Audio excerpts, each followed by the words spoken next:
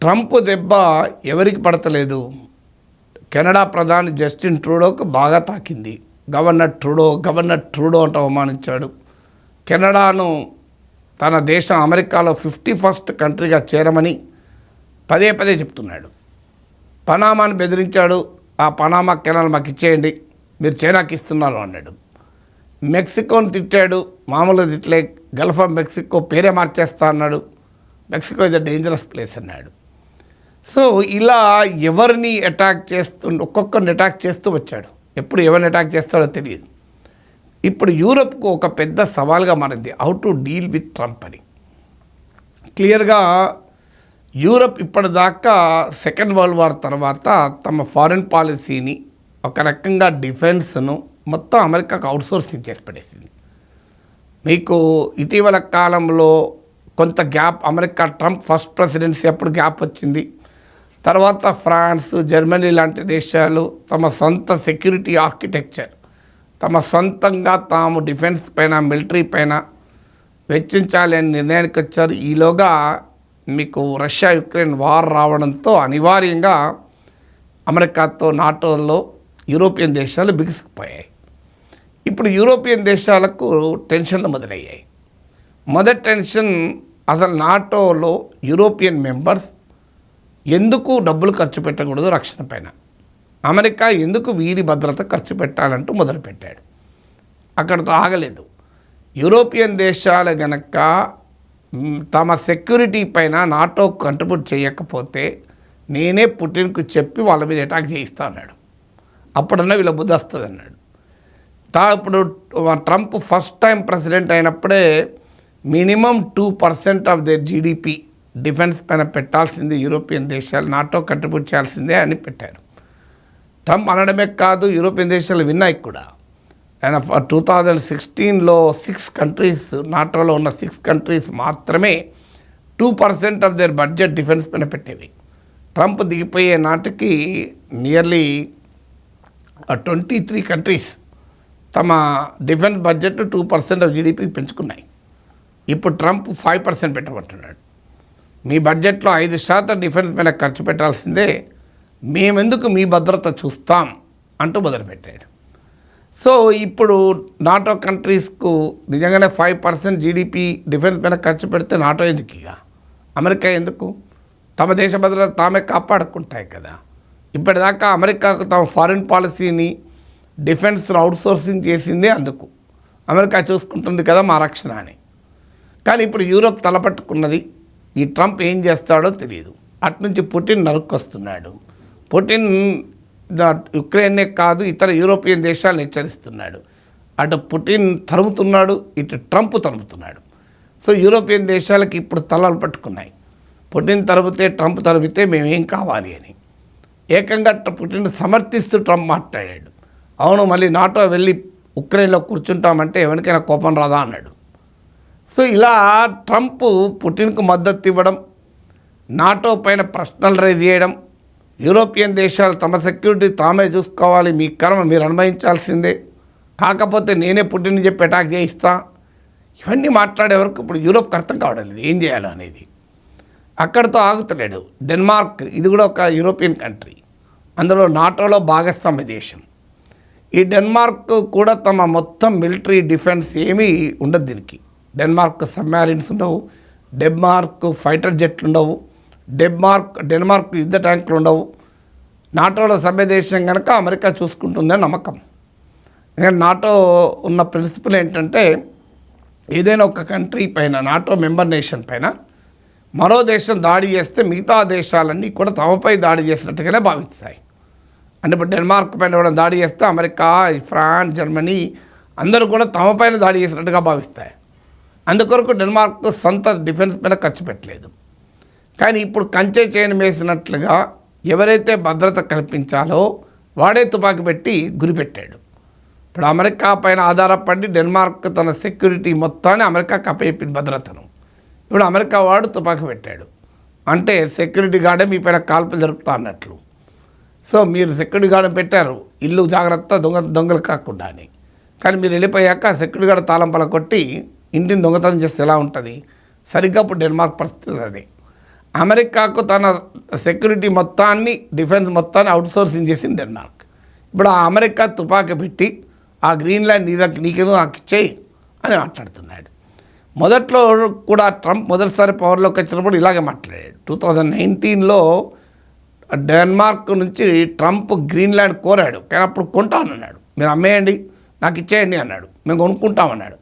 ఇప్పుడు కూడా కొనుక్కుంటామని అక్కడే ఆగలే. మీరు కనుక ఇవ్వకపోతే మిలిటరీ ఆర్ ఎకనామిక్ కోర్షన్ ఏదైనా జరగచ్చు అన్నాడు. అంటే మిలిటరీ దాడులు చేసైనా, ఆర్థికంగా ఒత్తిడి తెచ్చైనా మేము గ్రీన్లాండ్ తీసేసుకుంటామని. ఇప్పుడు డెన్మార్క్ ఇంకో పంచాయతీ కూడా మొదలైంది. గ్రీన్లాండ్ ఆన్ పేపరు గ్రీన్లాండ్ కావాలనుకుంటే డెన్మార్క్ నుంచి విడిపోవచ్చు. డెన్మార్క్లో భాగమే గ్రీన్లాండ్, కానీ అది అటానమస్ రీజన్, స్వయం ప్రతిపత్తి కలిగిన ప్రాంతం గ్రీన్లాండ్. టెక్నికల్గా డెన్మార్క్లో భాగం, ఇది పార్ట్ ఆఫ్ డెన్మార్క్ టెరిటరీలోకి వస్తుంది. కానీ గ్రీన్లాండ్ కావాలనుకుంటే విడిపోవచ్చు, కావాలనుకుంటే స్వతంత్ర దేశంగా ప్రకటించుకోవచ్చు. ఆ ఫెసిలిటీ ఉంది. డెన్మార్క్కు గ్రీన్లాండ్కు మధ్య కొలోనియల్ టైమ్స్ నుంచి ఉన్న రిలేషన్షిప్ అది. గ్రీన్లాండ్ ఇప్పుడు కావాలనుకుంటే డెన్మార్క్ నుంచి విడిపోయి అమెరికాలో కూడా కలవచ్చు. బహుశా ట్రంప్కి వీక్ పాయింట్ తెలిసి ఉంటుంది, అందుకే బెదిరిస్తున్నాడు. ఇప్పుడు ఏదో ఆ భారతదేశంలో ఒక భూభాగం ఉత్తరప్రదేశ్ నాకు ఇయ్యని అంటలేడు కదా. తెలంగాణ నాకు ఇచ్చే, హైదరాబాద్ నాకు ఇచ్చే, మా మైక్రోసాఫ్ట్ ఇక్కడే ఉంది, మా గూగుల్ ఇక్కడ ఉంది అంటలేదు ట్రంప్. సో ట్రంప్కు డెన్మార్క్కు గ్రీన్లాండ్కు మధ్య ఉన్న రిలేషన్షిప్లో ఉన్న తిరకాసులు తెలిసి ఉంటాయి కనుక గ్రీన్లాండ్ ఇచ్చేయమంటున్నాడు. ఇప్పుడు కొన్ని మీడియాలో వస్తున్న వార్తలు ఏంటంటే గ్రీన్లాండ్లో ప్రజలకు కూడా ఈ డెన్మార్క్ కన్నా అమెరికాతో ఉంటే ఎలా ఉంటుంది, ఇంకా బాగుంటుంది కదా, అమెరికా దాదా కదా అని ఆలోచిస్తున్నట్టుగా తెలుస్తుంది. దీంతో గ్రీన్లాండ్ ప్రజల కన్నా ఎక్కువ డెన్మార్క్ వాళ్ళు తలలు పట్టుకున్నారు. ఇప్పుడు ఏం చేద్దాం, గట్టిగా ఏమన్నా అందామా అంటే డెన్మార్క్ దగ్గర ఏమీ లేదు. డెన్మార్క్ డిఫెన్స్ సెక్యూరిటీ అంతా అమెరికానే చూసుకోవాలి. అమెరికా నాయకత్వం నాటోలో సభ్యదేశం. నాటోలో ఉన్న ఒప్పందం ప్రకారం నాన్ నాటో కంట్రీ, అంటే నాటోలో లేని దేశం ఏ దేశం పైన అటాక్ చేస్తే మిగతా వాళ్ళంతా వస్తారు. కానీ నాటోలోనే ఒక సభ్యదేశం మరో సభ్యదేశం పైన దాడి చేస్తే నాటో ఒప్పందంలో ఎక్కడా ఇది లేదు. అందులో అమెరికా దాడి చేస్తే ఎవడు కాపాడాలి? సో ఎవడు కాపాడడానికి ఎవడుంటాడు? రక్షణ లేదు ఇక. అందుకే ఇప్పుడు అటు నాటోకు ఛాలెంజ్, యూరోపియన్ దేశాలందరికీ ఛాలెంజ్ అర్థం కావడం లేదు. ఇప్పుడు ఎలా ఎదుర్కోవాలి? ట్రంప్ను గ్రీన్లాండ్ ఇచ్చేయమంటున్నాడు, ఇవ్వకపోతే తీసేసుకుంటా అంటున్నాడు, అవసరమైతే మిలిటరీ చర్య అంటున్నాడు. ఏం చేయాలో తోచని పని. ఇప్పుడు వాళ్ళకి మిగిలింది ఏంటంటే ఏమైనా డిప్లొమసీ. ఇప్పుడు జర్మనీ, ఫ్రాన్స్, పోలాండ్ విదేశాంగ మంత్రులు ఏకంగా అమెరికాకు వాయు వేగాల మీద వెళ్ళి ట్రంప్తో కలిసి మాట్లాడడానికి వెళ్తున్నారు. ఇదేందయ్యా గోలా, యూరోప్ మీకు అమెరికా మొదటి నుంచి ఫ్రెండ్లీ కదా, ఇలా యూరోప్ పట్ల నీవు ఇలా ఉంటే ఎలా అని. యూరోప్కి అర్థం కావాల్సింది ఏంటంటే ఏ దేశమైనా తన స్వయం ప్రతిపత్తిని, స్వతంత్రాన్ని వదులుకొని మరో దేశానికి అవుట్సోర్సింగ్ చేస్తే ఇలాగే గతిపడుతుంది. ఇలా పాకిస్తాన్ చూడండి, మొదటి నుంచి అమెరికాతో అంటగాది. సెంటో సీటో అని అమెరికా నాయకత్వం మిలిటరీ కూటమిలో చేరింది. అమెరికా చెప్పినట్లు చేసింది.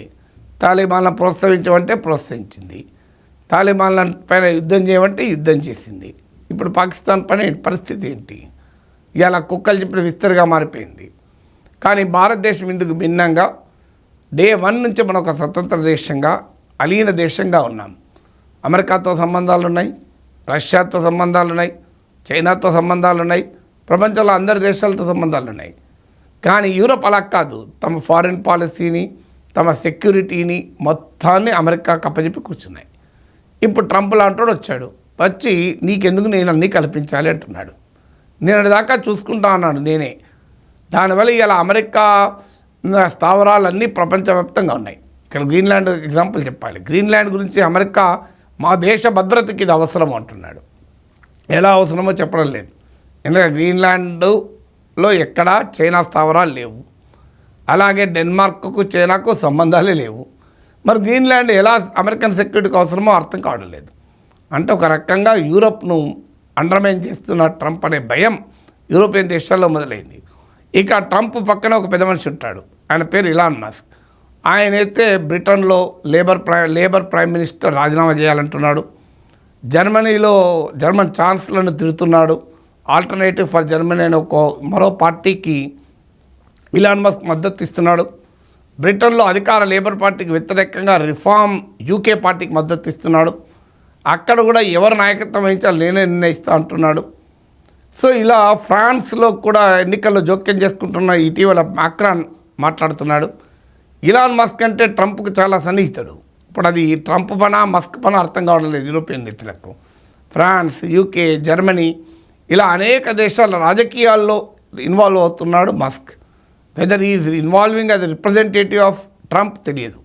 ఇప్పుడు ట్రంప్ ఈ మధ్య మాట్లాడాడు, నా కొడుకు ఇతరుల నా ప్రతినిధులు గ్రీన్లాండ్కి వెళ్తే అక్కడ ప్రజలు ఘనస్వాగతం పలికారు, ప్రేమాభిమానాలు చూపారు, అంటే దాన్ని బట్టి గ్రీన్లాండ్ ప్రజలు అమెరికాలో కలవాలనుకుంటున్నారు అంటూ వ్యాఖ్యానించాడు. డెన్మార్క్ ఒక రకంగా అక్కడ ప్రజలే మాతో కలవాలనుకుంటున్నారు అంటున్నాడు. ఇప్పుడు యూరోప్లో కూడా రాజకీయాలు ప్రభావితం చేస్తాడు. ఫ్రాన్స్ అధ్యక్షుడు మాక్రాన్ ప్రకటించాడు, ఇంటర్నేషనల్ రియాక్షనరీ పాలిటిక్స్కు ఇలాన్ మస్క్ ప్రతినిధిగా మారిపోయాడు, యూరోప్ అంతటా కూడా అల్ట్రా రైట్ పార్టీలను ప్రోత్సహిస్తున్నాడని. ఇలాన్ మస్క్ సొంతగా చేస్తున్నాడు ఈ పని, ట్రంప్ తరఫున చేస్తున్నాడో తెలియదు. సో అందువల్ల ట్రంప్ మస్క్ కలిసి యూరోప్కు ఇవాళ పెద్ద ప్రమాదంగా మారిపోయారు.